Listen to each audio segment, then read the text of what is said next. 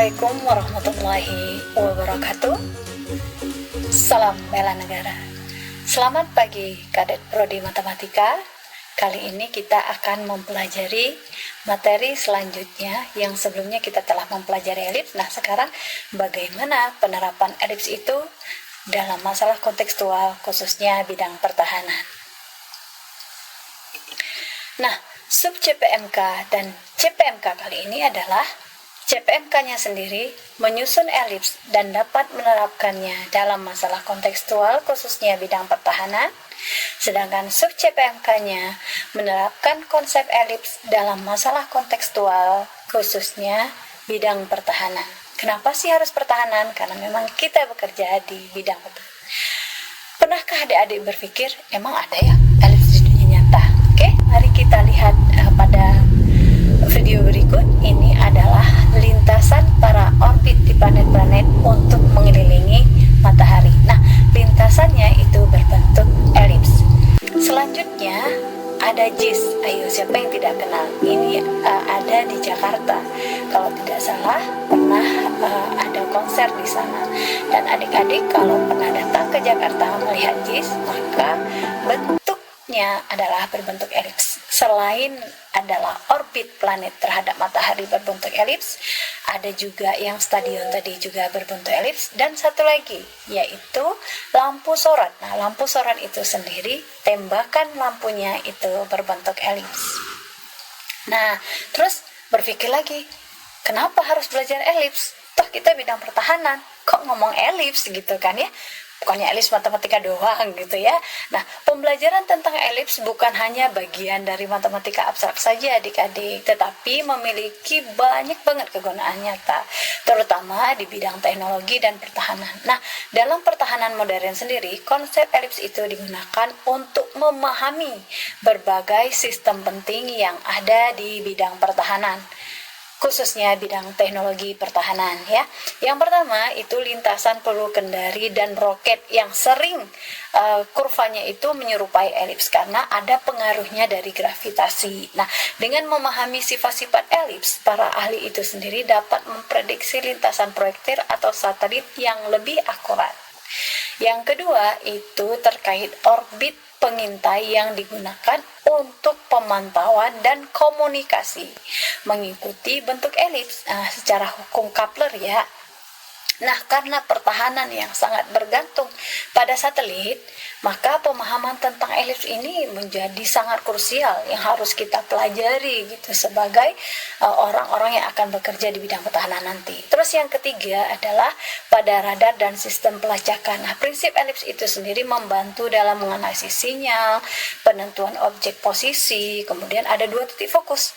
Dua titik fokus pada elips itu memungkinkan radar memperkirakan lokasi target dengan lebih tepat.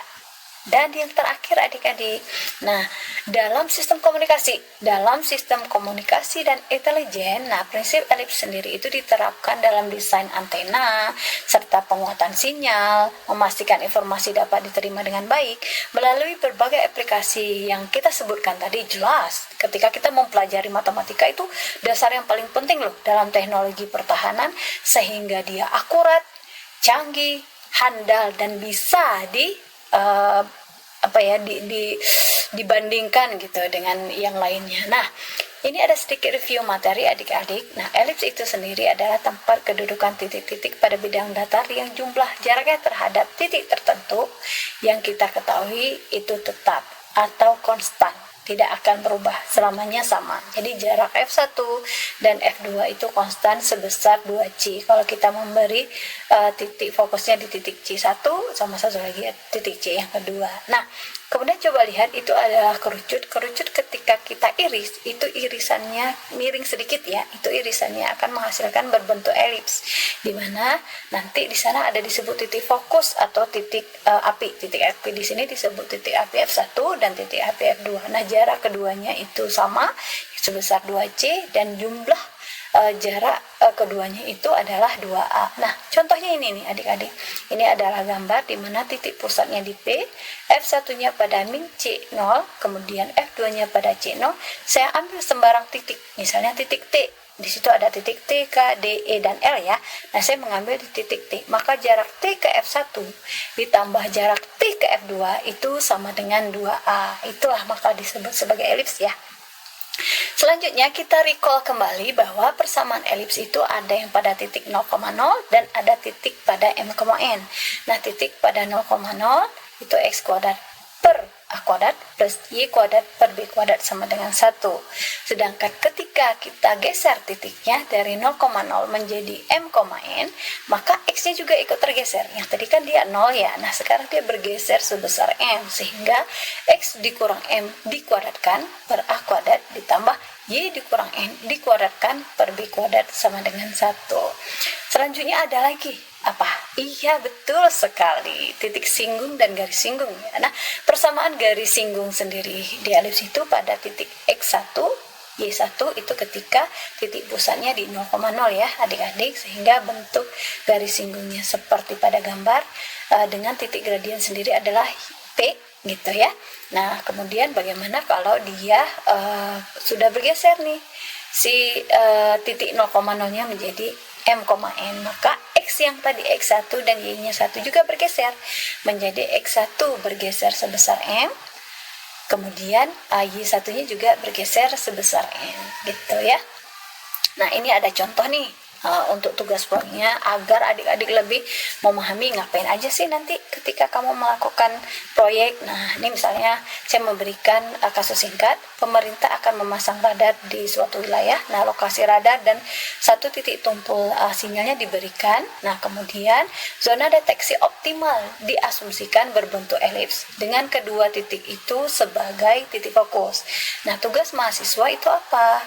Yang pertama, mahasiswa itu harus tahu dulu datanya, baik F1-nya, baik F2-nya, baik jarak keduanya. Nah, ini ada gambar adik-adik di mana ada radar dan satu lagi sinyal proyektor ya. Nah, itu sebagai titik F1 dan F2-nya. Nah, data yang harus diinput tadi yaitu F1, F2 dan jarak keduanya, kemudian dihitung parameter elipsnya. Jadi kita tahu pusat HK-nya berapa sih tadi gitu kan ya. Kemudian berapa C-nya yang saya sebutkan, berapa A-nya, berapa B-nya. Kemudian bentuk ke dalam bentuk persamaan. Nah, kalau biasanya bentuk persamaan elipsnya x kuadrat per a kuadrat ditambah b kuadrat per y kuadrat per b kuadrat sama dengan 1, maka kita bentuk ke dalam bentuk persamaan kuadratrik agar lebih mudah ya kita menganalisinya. Nah, kemudian kita cari titik singgungnya, di mana titik singgung itu adalah area-area mana sih? Kalau ada orang datang nih menyinggung area kita, maka kita harus dari titik P0. Kemudian kita visualisasikan ke dalam bentuk elips itu sendiri menggunakan aplikasi Python, boleh menggunakan MATLAB dan yang biasa adik-adik buat. Nah, jangan lupa tulis dalam bentuk laporannya ya. Nah, ini dia tugas proyeknya.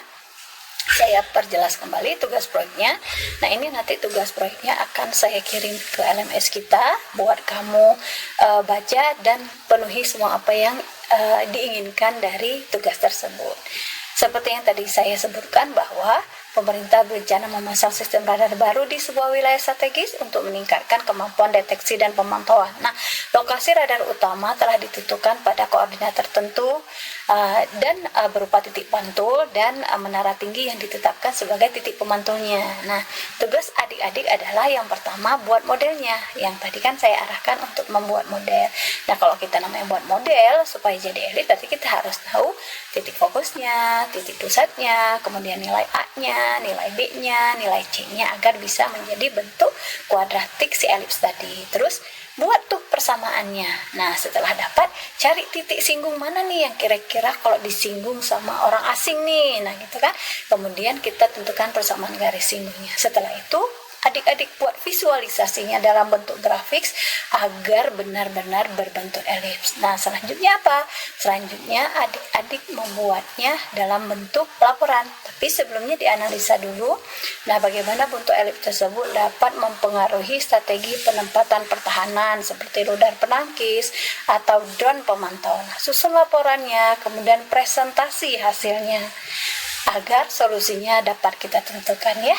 Nah, sampai di sini dulu adik-adik. Assalamualaikum warahmatullahi wabarakatuh. Salam bela negara. Dadah.